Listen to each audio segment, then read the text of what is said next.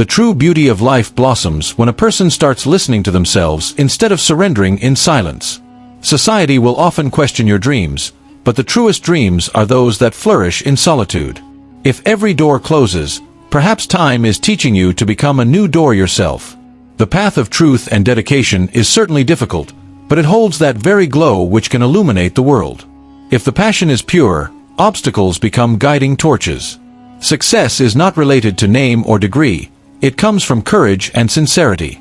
Whoever conquers from within, the world cannot defeat them. Because what comes from the heart, even pierces through the walls of time.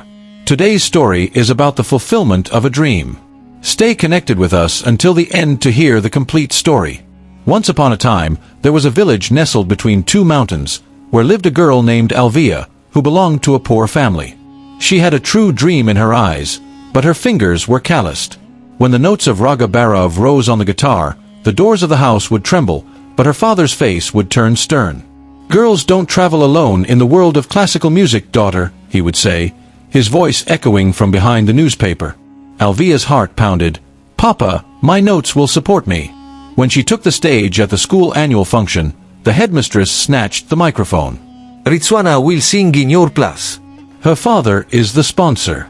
The strings pricked needles into Alvia's hands. She understood, in the battle of dreams, swords are not used, notes are. That very night, she went and sat in a deserted park in the city. As she placed the guitar on the broken bench, the moonlight began weaving notes. An old gardener came laughing. "Child, notes don't sprout, they are sown." He pressed a seed into the soil. "Just as this plant will fight the darkness, you must fight too."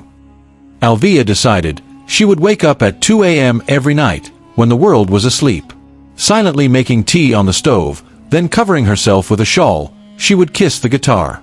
Her notes created patterns on the walls, but her cousin brother taunted. "Will you stop singing and playing after marriage?" Alvia replied, "My song is in my breaths."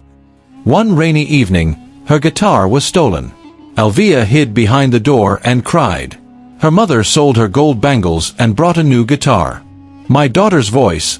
This is my legacy," said the mother, stars swimming in her eyes. Then came the day of the All India radio competition. When Alvia applied, the teacher laughed and said, "You don't have a degree. What will you sing?" On the day of the competition, as Alvia climbed the stage, the judge held her hand. "Child, this raga mera be koi kwab the. How did you learn it?" "This is a lost raga." Alvia closed her eyes. Her fingers began to dance on the strings. The notes resonated as if the silence of centuries was breaking. When the voice stopped, silence fell over the hall. Then applause thundered. The judge stood up. "You didn't sing. You ignited." That same evening, when Alvia returned home, her father was standing at the door. He touched her feet. "Forgive me, daughter. I couldn't understand the language of your notes." Alvia picked up the guitar and placed her hand on her father's shoulder. Shall I teach you now?" The next week, when her interview aired on the radio, she said, "A dream is the fire that smolders within the one who sees it. People will come to pour water on it, but remember, fire doesn't extinguish, it just hides its sparks." Written on her guitar was, "Notes are born, they don't die."